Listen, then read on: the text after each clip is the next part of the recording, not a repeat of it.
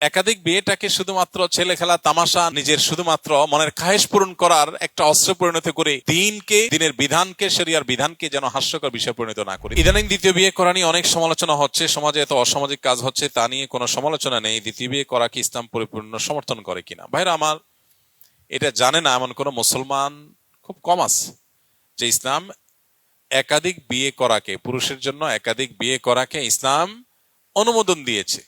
তবে শর্ত হলো একাধিক বিয়ে করার পর একাধিক স্ত্রীর প্রতি সমতা বজায় রাখার সামর্থ্য সার্বিকভাবে থাকতে হবে। প্রথমত একাধিক স্ত্রী পালার, লালন পালন করার শক্তি সামর্থ্য থাকতে হবে, সার্বিক সামর্থ্য থাকতে হবে। দ্বিতীয়ত, সামর্থ্য থাকলেই হবে না, ইনসাফ করার সামর্থ্য থাকতে হবে। আল্লাহ বলেছেন, ফাইন খিফতুম আল্লাহ তা'দিলু ফাওয়াহিদা, যার এ আশঙ্কা হয় যে না একাধিক স্ত্রী হয়ে গেলে একজনের প্রতি ঝুঁকে যাব, আরেকজনের খবর নেব না, আরেকজনের প্রতি বৈষম্য হয়ে যাবে, জুলুম হয়ে যাবে, ভরণ পোষণ দিতে গিয়ে একজনকে বাড়াই দিবে আরেকজনকে দেব না, এরকম যদি আমার ভিতরে কোন একটা সাইডে ঝুঁকে পড়ার আশঙ্কা থাকে, বৈষম্য করার আশঙ্কা থাকে, ফাওয়াহিদা, তাহলে তার জন্য একটির বেশি করা তার জন্য জায়েজ নাই। এটা হলো মৌলিক কথা। এরপরে হলো মোটা দাগে যে বিষয়টি আমরা সবাই জানি, সেটা হলো দ্বীনের বিভিন্ন বিষয়গুলোকে হাস্যকর প্রমাণ করবার জন্য, বিতর্কিত করবার জন্য আমাদের অনেকের যেরকম অনেক আপনার ইম্যাচিউর আচার আচরণ এবং ভূমিকা, এটার যেমন দায় আছে, আবার অত্যন্ত পরিকল্পিতভাবে দ্বীনের বিভিন্ন বিষয়কে সমাজে হেয় করার একটা অপচেষ্টা এদেশে, মুসলমানদের সংখ্যাগরিষ্ঠ যে দেশে, সে দেশে কিছু মানুষ বিভিন্নভাবে করে যাচ্ছে, সেটাও আমরা জানি। এই বাস্তবতা আছে।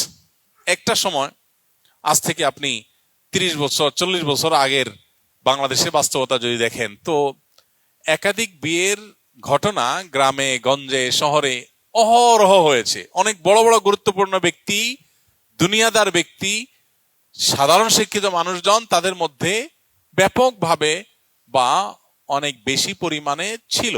সেটা নিয়ে সমাজে কোনো উচ্চবাচ্য হয় নাই এবং ব্যত্যয় সেরকম দেখা যায় নাই। এখন একাধিক বিয়ে করে একজন স্ত্রীকে নিয়ে পড়ে থাকা, আরেকজনের খোঁজখবর না নেওয়া, এরকম বৈষম্যমূলক অনাচার যেরকম হচ্ছে, এটা যেমন সত্য, আবার এটাকে কালার করার জন্য তিলরে তাল বানিয়ে রংচং মেখে এটাকে প্রচার করার একটা অপচেষ্টাও আছে। আমাদের সতর্ক থাকতে হবে, আমাদেরকে দায়িত্বশীল আচরণ করতে হবে। অনেক সাধারণ মুসলমান আছেন প্রপাগান্ডার মধ্যে পা দিয়ে ফেলেন, এবং অনেক সময় দেখা যায় আমরা নিজেরা এগুলোর কারণে ভুল সিদ্ধান্তে উপনীত হই। তবে আমি আবারও বলছি, একাধিক বিয়েটাকে শুধুমাত্র ছেলে খেলা তামাশা, নিজের আপনার কি বলে নিজের শুধুমাত্র মনের খাহেশ পূরণ করার একটা অস্ত্র পরিণত করে দিনের বিধানকে, শরিয়ার বিধানকে যেন হাস্যকর বিষয় পরিণত না করি। দেখুন, কোন ফ্যামিলিতে এরকম বহু ফ্যামিলি আছে, আমি পার্সোনালি চিনি, এরকমও আছে যে স্ত্রী কোনো কারণে স্বামীর সঙ্গ দিতে পারছেন না, সেভাবে সঙ্গ দিতে পারছেন না, শারীরিক অসুস্থতা হতে পারে, কত সমস্যা হয় মানুষের।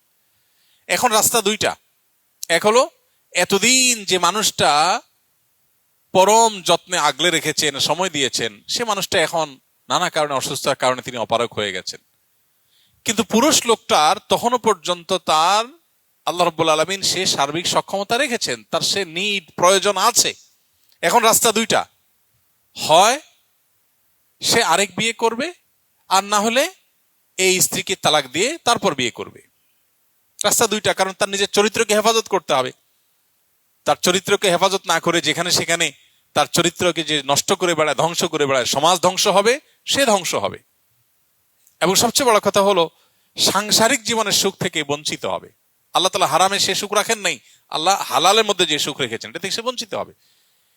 তো এক্ষেত্রে প্রথম স্ত্রী দেখা যায় স্বপ্রণোদিত হয়ে চান যে স্বামীর এই ক্রাইসিসটাতে এটা যেন দূর হয়, তার জন্য কোনো পজিটিভ উদ্যোগ নেই, স্ত্রী চান। তো এরকম আরো বহু অপশন আছে যে অপশনগুলোতে একাধিক বিয়ে করার দরকার হয়। আল্লাহ রাব্বুল আলামিন যা বিধান হিসাবে দিয়েছেন তা আমাদের জন্য কল্যাণকর, আমাদের বুঝে আসুক চাই না আসুক। অতএব এটার ব্যাপারে যদি কারোর মধ্যে বীতশ্রদ্ধ ভাব আসে, তাহলে সেটা ঈমান হরণকারী বিষয়েও পরিণত হতে পারে। সেটি আমাদের মাথায় রাখতে হবে। কিন্তু সেই সাথে মনে রাখতে হবে, এটাকে ছেলে খেলায় পরিণত করা, হাস্যকর জিনিসে পরিণত করার মতো ভূমিকা যারা অবতীর্ণ হন, তাদের আল্লাহর কাঠগড়ার আসামি হতে হতে পারে। সাবধান থাকা উচিত। যখন দ্বীনের বিভিন্ন বিষয়কে হেয় করার অপচেষ্টা চলছে, তখন আমি হেয়কারীদের হাতে কোনো অস্ত্র তুলে দিচ্ছি কিনা, আমার দায়িত্ব জ্ঞানহীন কোনো মন্তব্য বা কাজ দ্বীনকে হাসির পাত্রে পরিণত করছি কিনা, অনেক বড় ব্যাপার, অনেক বড় দায়িত্বশীলতার ব্যাপার। এমনি বেশি আমল করতে পারি না, এর মধ্যে আবার যদি আমার কোনো দায় চেপে আসে যে আল্লাহর দ্বীনকে, দ্বীনের কোনো বিধানকে হাস্যকর করার ক্ষেত্রে আমার কোনো ভূমিকা সেখানে হয়েছে, তো সেটা কত বড় দায়ের ব্যাপার। আল্লাহ আমাদেরকে দায়িত্বশীল আচরণ এবং ভূমিকা রাখার তৌফিক দান করুন।